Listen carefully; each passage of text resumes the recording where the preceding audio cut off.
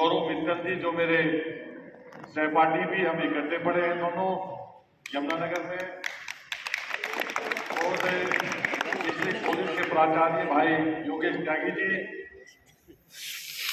और दूसरे हमारे प्रधानाचार्य आचार्य गजेंद्र पाल जी मेरे साथ आए, चेयरमैन साहब, और यहाँ पर उपस्थित सभी अध्यापक, प्यारे बच्चों।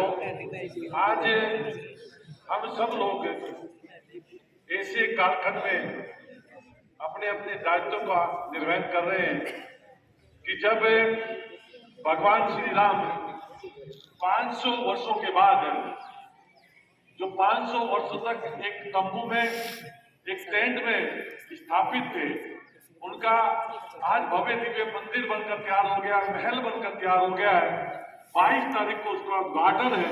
ऐसे कालखंड में हम सब लोग आज अपने अपने दायित्वों का निर्वहन कर रहे हैं।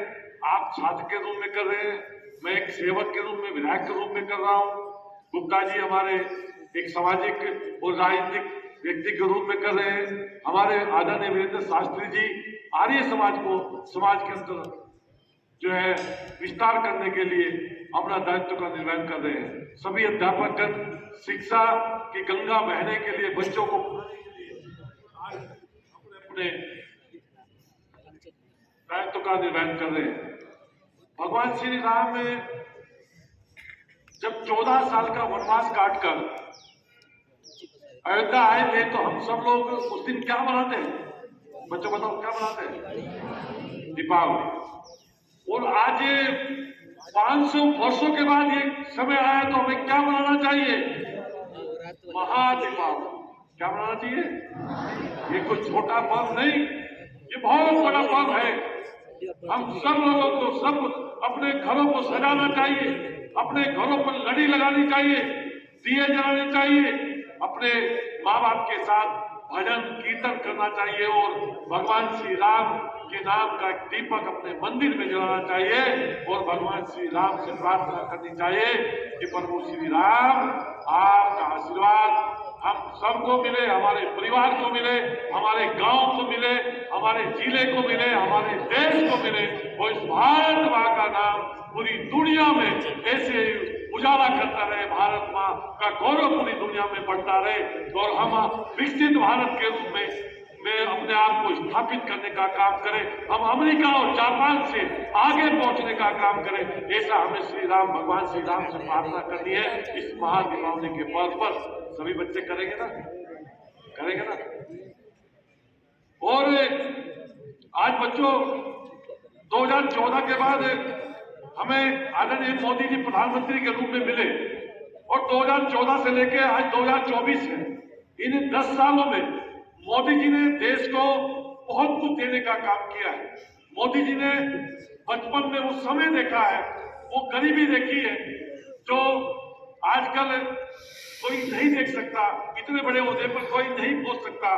तो उन्होंने जितनी भी योजनाएं, जितनी भी नीति आने के बाद बनाई है, तो गांव में रहने वाले अंतिम छोर के परिवार के लिए नीतियां बनाई है, बच्चों की पढ़ाई के लिए नीति बनाई है, बच्चों की कोचिंग के लिए नीति बनाई है, बच्चों की सुरक्षा के लिए नीति बनाई है। उनकी जो नीति है वो सब बच्चों एक से एक उन्होंने नीति बनाने का काम किया, और गरीबों का बहुत बड़े स्तर पर मैं योजनाएं उनकी पता नहीं याद नहीं आए, लेकिन उनकी जो योजनाएं हैं वो योजनाएं आपको भी पढ़ना चाहिए, आपकी जनरल नॉलेज बढ़ेगी। उसके लिए एक नमो ऐप आता है मोदी जी का। अभी मैं हमारे जो गौरव मित्तल जी हैं उनको दे के लूंगा उसके विषय में। आपको घर जाके, हमें मोबाइल नहीं होगा आपके पास, घर जाके प्ले स्टोर में जाके नमो ऐप डाउनलोड कर लेना। उसमें एक कोड मांगेगा, वो QR कोड, वो मैं दे के दूंगा। गुरुजी आपके व्हाट्सएप ग्रुप पे डाल देंगे, वो QR कोड उसमें डालना।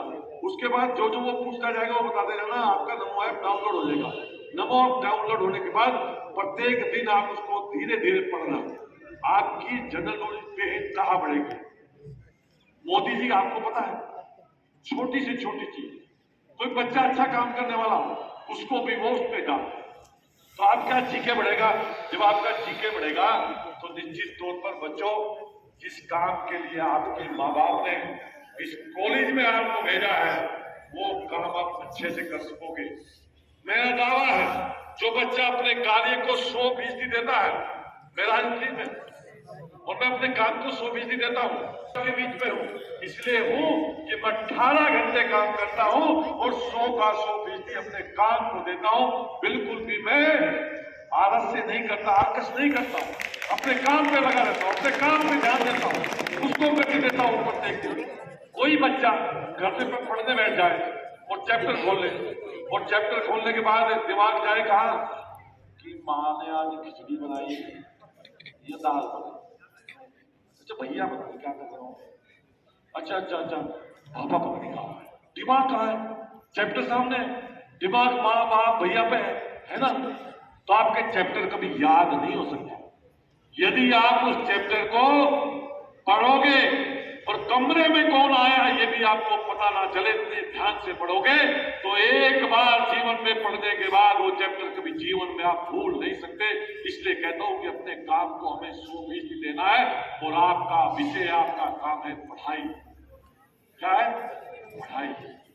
और माँ बाप बहुत उम्मीद के साथ आपको स्कूल भेजते, को नहीं भेजते, उनकी उम्मीद को भी तोड़ना मत, क्योंकि हमारे किसी भी आचरण से, किसी भी कार्य से हमारे माँ बाप के आंखों में आंसू नहीं आने चाहिए, हमारे माँ बाप का सर कभी झुकना नहीं चाहिए, बल्कि सीना चौड़ा होना चाहिए। प्राची चौधरी जबीरन गांव की बेटी है, अभी सिल्वर जीत कर लाई है खेल में, पता एक छोटे किसान परिवार में पैदा और उसको पता कितना पैसा मिला सरकार की तरफ से, योगी जी खेल जीती है 1.5 करोड़ रुपए, कितना 1.5 करोड़ रुपए, और 50 लाख रुपए मोदी जी दिए, कितने मिल गए 2 करोड़ रुपए, और एक नौकरी मिल गई। एक बेटी हमारी मेहनत की है, वो गोल्ड जीत कर लाई देश के लिए, भारत माँ के लिए, उसको पता कितना मिला है 3 करोड़ रुपए योगी जी ने दिए, 1 करोड़ रुपए उसको किसने दिया? मोदी जी ने दिया, और उसको नौकरी मिली है कहे कि डीएस सीओ की। सीओ बहुत बड़ा पद होता है, सरकार की नीति है। मैं आपसे कहना चाहता हूं जो बच्चे पढ़ने में अच्छे हैं वो पढ़ाई पर ध्यान दे, कोचिंग पर ध्यान दे, पूरा अपना समय उस पढ़ाई में खपा दे। निश्चित तौर पर अभी आप एक फिल्म देख रहे होंगे, 12वीं फेल आईपीएस बना है ना, देखिए